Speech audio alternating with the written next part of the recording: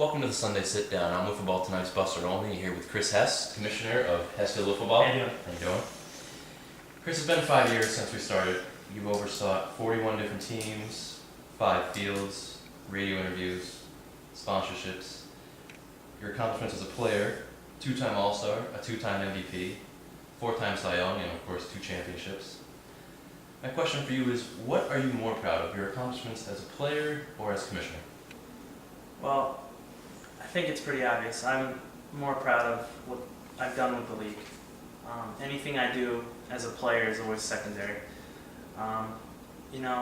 Even in 2007, when it was the first year I didn't win the championship, I was actually still very proud of my team and what I've done for the league. It just wouldn't seem as fun if my team won it every single year. Some people might think the league is bootleg, but I definitely would say I'm more proud of what I've done with the league. Okay. Now, the league started in 2005, but in 2006, you built what is known as today as Hessfield. What did building Hessfield mean to you? Well, to me, it's really the first day of spring, right when the field goes up. As you can remember, I had the orange construction fence, and it was an eyesore to neighbors. And what I was originally going to do was just build a left field plywood wall, a monster wall, and then do the rest, fencing. Mm-hmm. And then I put up the wall, and I was like, it'd be really cool if I just kept going with it. And next thing you know, I got it from left pole to the right pole, all plywood. And it really adds another atmosphere to have it, because it looks like a real field. And you got foul poles, you got the foul lines and bases, and it just looks like a real field. So. And if you build it, they will come. Exactly. How has the style of play changed from 05, 06 till now? Well, pitching has definitely improved each year. So I think it's become more of a grinded out game. Every run matters. And, in 06, people were still trying to figure out the length of the strike zone. The pitching distance, they couldn't really, dominate really on the mound. So I'd say definitely it's become a more defensive pitching game than it has been in years past. Now, we mentioned you won 2 championships. That was in 05 and 06. Yes. The last 2 years, your team has been eliminated in the finals. Thank you. The division finals. For you, just speaking for you, have the last 2 years for you been a failure? Well, if you look at it that way, not winning a championship, then obviously. But like I said, I think more towards the league. And I think the league's grown tremendously in the last 2 years. So, no, I really think overall it has not been a failure. And I'm very proud of where the league is. So.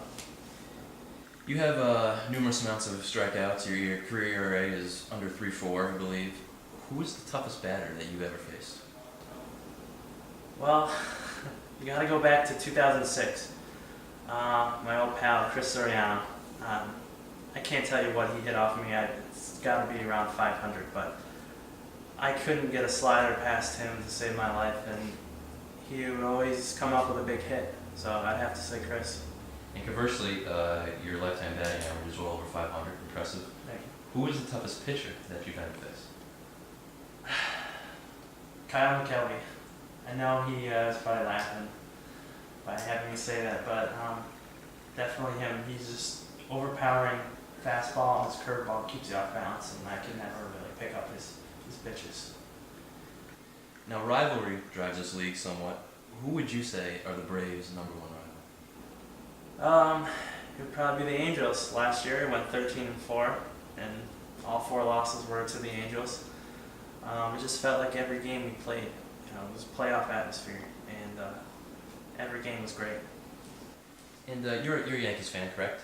Yes. So if the Angels signed David Ortiz, would you throw at him? Yes. It's probably ill-advised.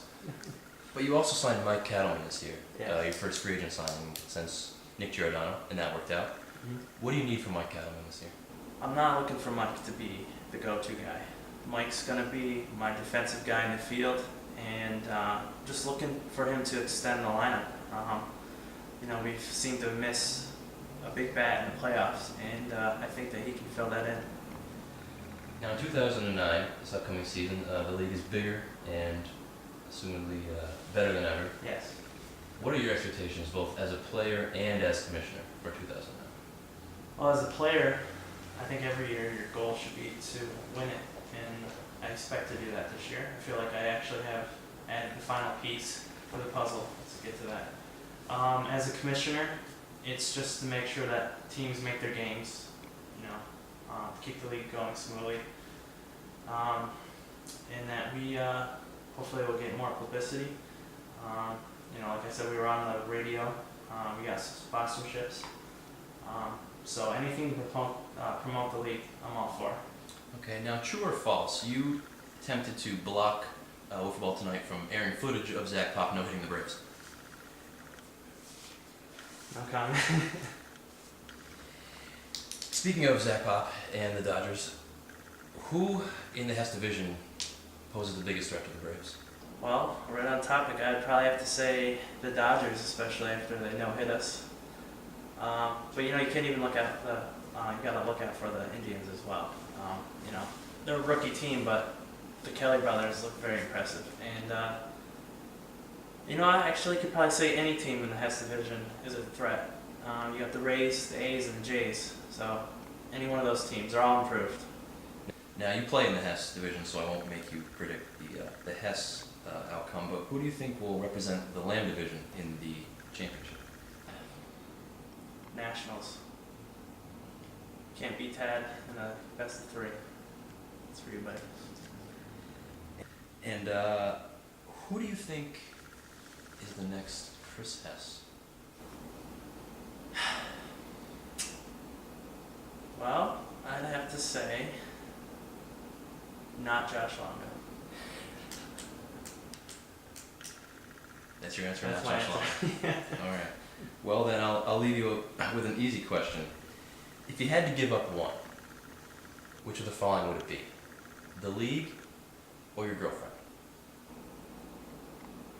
That's not fair. I'd have to give up.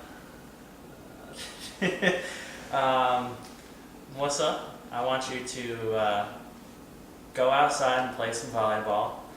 Because I'd have to say my girlfriend. Well, that is the correct answer here at Wiffleball Tonight. I want to thank you very much for stopping by. Thanks, Clark. For Wiffleball Tonight, I'm Buster Only, the Sunday Sit Down.